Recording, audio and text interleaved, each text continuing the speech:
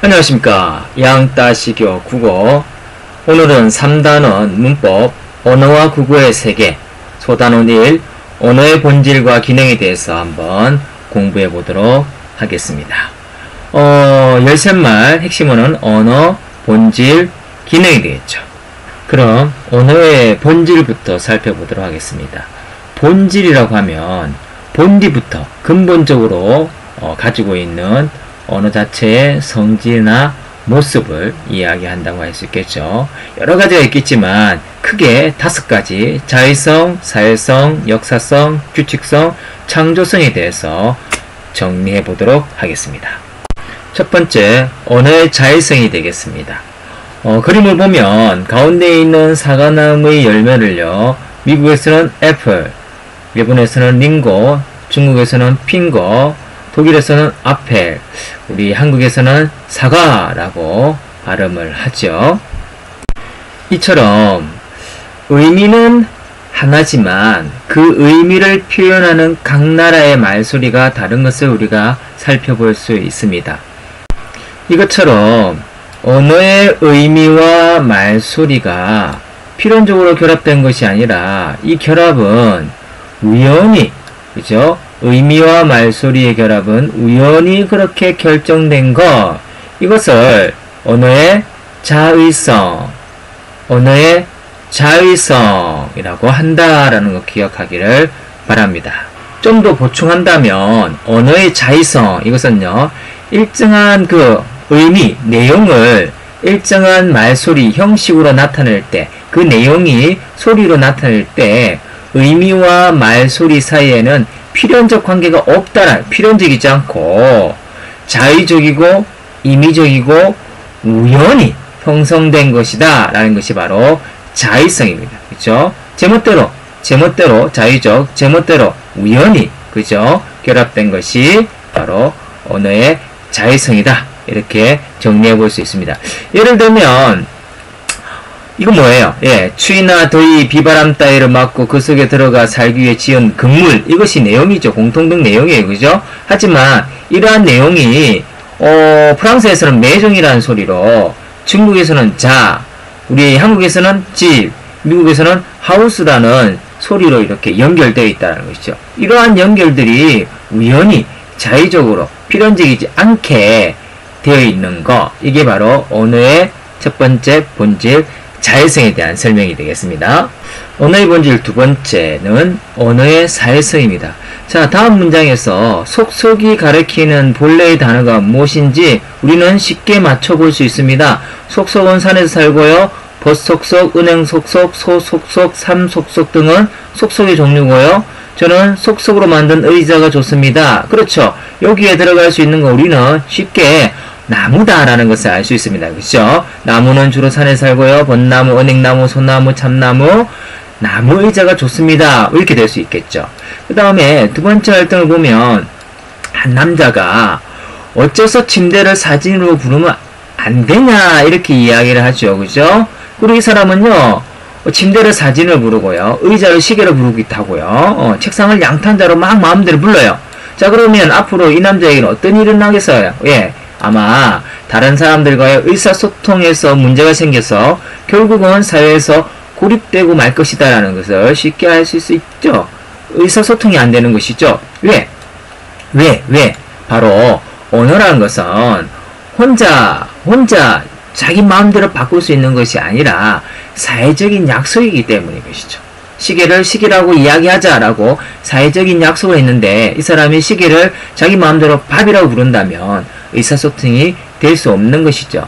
이것이 바로 언어의 또 하나의 본질, 바로 사회성이 될 수 있겠습니다. 정리한다면 언어는 같은 언어를 사용하는 사람들 사이에 서로 뭐다? 약속이다 라는 것이죠. 그래서 개인이 함부로 바꿀 수 없어요. 이와 같은 특성을 언어의 사회성이다, 이렇게 정리해 볼 수 있습니다. 언어는 그 언어를 사용하는 사회의 약속이다. 그래서 개인이 마음대로 바꿀 수 없다. 보충 설명한다면 언어의 사회성이죠. 언어는 소리의 의미가 이렇게 사회적으로 약속된 후에는 개인이 마음대로 바꿀 수 없다라는 것이죠. 마음대로 바꿔버린다면 어떻게 해요? 서로의 의사소통에서 문제가 생겨가지고 상대방을 불쾌하게 하거나 실수하거나 시간이 더 걸리거나 갈등이 생길 수 있는 문제성이 생기는 것이죠. 언어의 사회성. 언어의 본질 세 번째는요, 언어의 역사성입니다. 역사성요. 자, 다음에 제시된 단어를 바탕으로 한번 살펴봅시다. 가, 스마트폰, 공주병, 네티quet 뭐 이런 것이죠. 그 다음에 나, 가람, 매, 미르, 지달, 증은, 온 이런 것이죠. 그 다음에 다에 어리다가요, 옛날에는 어리석다였지만 지금은 나이가 적다로. 그 다음에 어여쁘다는요, 옛날에는 불쌍하다였지만 지금은 아름답다라고 의미가 변한 것을 우리가 살펴볼 수 있죠. 예, 이와 비슷한 예를 더 쳐다본다면, 그죠? 새로 생긴 말들은 뭐예요? 인터넷, 컴퓨터, 옛날에 없던 것들이죠. 그 다음에 사라진 말 뭐예요? 새별, 그 다음에 사루비 이런 것들은 요즘 거의 안 쓰지 않습니까? 그 다음에 의미가 변한 게 뭐예요? 영감이란 말이에요.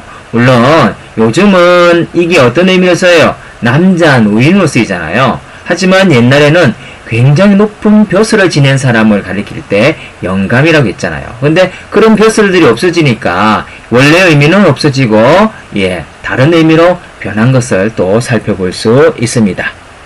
이처럼 언어는 시간의 흐름에 따라서 새로 만들어 생성, 변화, 소멸되기도 하죠.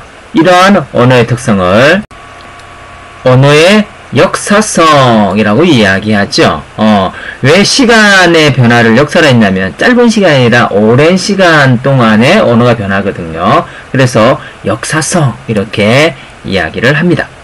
좀 더 보충해 볼까요? 언어의 역사성. 언어는 마치요, 생명체처럼 시간이 지남에 따라서 생성, 성장, 소멸하는 특성을 갖는다라는 이야기죠. 예를 들면요, 그 언어가 변하는 원인과 그 예를 보면, 새로운 사물이나 개념이 생겨서 그것 때문에 새로운 말이 필요하게 된 거죠. 인터넷, 와이파이, 스펙. 옛날에 없었거든요. 그러다 보니까 새로운 것이 생긴 거예요. 그러니까 당연히 그에 따른 언어도 만들어지는 거예요. 생성입니다. 그 다음에 원래 쓰이던 대상이나 개념이 없어지면서 사라지거나 변하는 것이죠. 어사라든지 지달 이런 것들은 옛날에 어떤 용어들인데 지금은 쓰이지 않지 않습니까? 그죠? 그러니까 없어졌어요.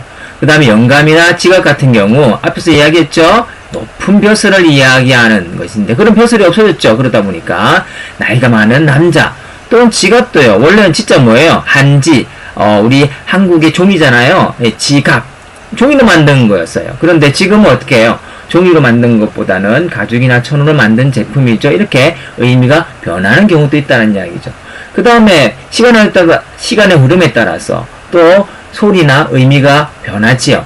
어리다, 어리석다가 나이가 적다. 어여쁘다가 불쌍하다 해서 아름답다. 또는 서로 막 경쟁하다가 한쪽이 힘이 없어서 사라져버려요. 예를 들어서 가람과 강, 그죠? 이건 우리 순수말이고 이건 한자말인데요. 이 두 개가 막 싸우다가 우리말이 순수말이 사라지고 강이 남아버린 거죠. 이처럼 시간의 흐름에 따라서 언어가 변한다. 역사성 이렇게 정리할 수 있겠습니다. 언어의 본질 네 번째, 언어의 규칙성에 대해서 살펴보도록 합시다. 두 사람의 대화예요. 자, 나를 뭐뭐역에서 내릴 거야. 엄마가 사주실 도시락 먹고 좀 어색하죠. 왜냐하면 나는 뭐뭐역에서 내릴 거야. 엄마가 사주신 도시락 먹고 이렇게 해야지 어색하지 않는 표현이 된다는 것이죠. 두 사람의 대화가 왜 어색하죠? 이유가 뭐죠? 예, 여러 가지 있겠지만 여학생이 언어의 규칙성을 지키지 않아서 의미가 정확하게 전달되지 않는 문제가 생긴 것이죠. 하나 더 살펴봅시다. 다음 단어들을 활용하여서 완성된 문장을 만들어 보자 라는 겁니다. 이걸 가지고 완성된 문장을 만들어 보자면 조금 시간이 걸리겠지만 대부분 사람들은 다 만들어냅니다. 볼까요? 구르는 돌에는 이끼가 뭐예요? 끼지 않는다. 이렇게 구르는 돌에는 이끼가 끼지 않는다. 이렇게 우리가 문장을 완성할 수 있다라는 이야기죠. 만약에 누가 돌에는 구르는 않는다 이끼 끼지 이끼가 이렇게 하면 어색하지요. 왜냐하면 문장을 만드는데도 규칙이 있는데 그 규칙을 벗어났기 때문이겠죠. 언어에는 의미를 분명하게 전달하기 위한 체계적이고 일정한 규칙이 있다. 이것이 바로 언어의 규칙성이다. 이렇게 정리해 볼 수 있겠습니다.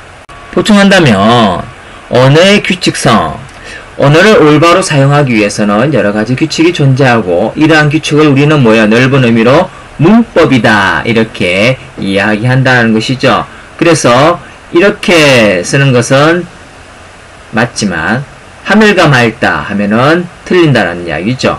이러한 것은 바로 받침 있는 명사에는 이를 붙이고 받침 없는 명사에는 가를 붙인다라는 바로 규칙, 문법이 존재하기 때문인 것이죠. 다섯 번째 언어의 본질, 언어의 창조성이 되겠습니다. 자, 밑줄 친 말에 꽃, 그죠? 꽃이라는 말 대신에 우리가 다른 것들을 집어넣을 수 있어요. 꽃이 이쁘다, 아기가 이쁘다, 네가 이쁘다, 뭐 등등으로 다양하게 집어넣을 수 있죠. 바다가 푸르다도 바다가 푸르다, 바다가 넓다, 뭐 이렇게도 할 수 있죠. 그죠? 하나 더 살펴보면 다음 문장을 활용하여 의미가 더해진 문장을 새롭게 막 만들 수 있어요.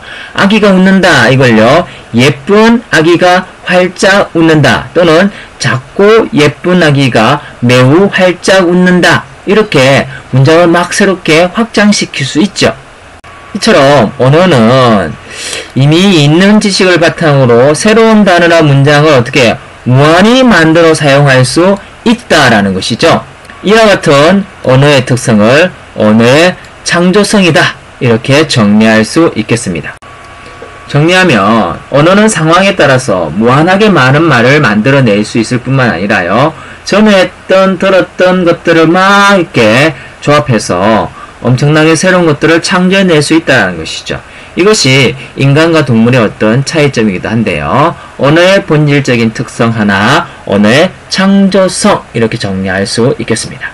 자, 언어의 본질 배운 거 정리할까요? 본질이란 본디부터 가지고 있는 언어의 어떤 자체 성질이나 모습입니다. 그렇죠? 자의성이란 언어는 자의적이다라는 것이죠. 필연적인 게 아니라 우연히 지맵대로 말소리와 의미가 연결되었다라는 거고요. 사회성은요, 바로 그 언어에서는 사회의 뭐다? 약속이다. 약속이다.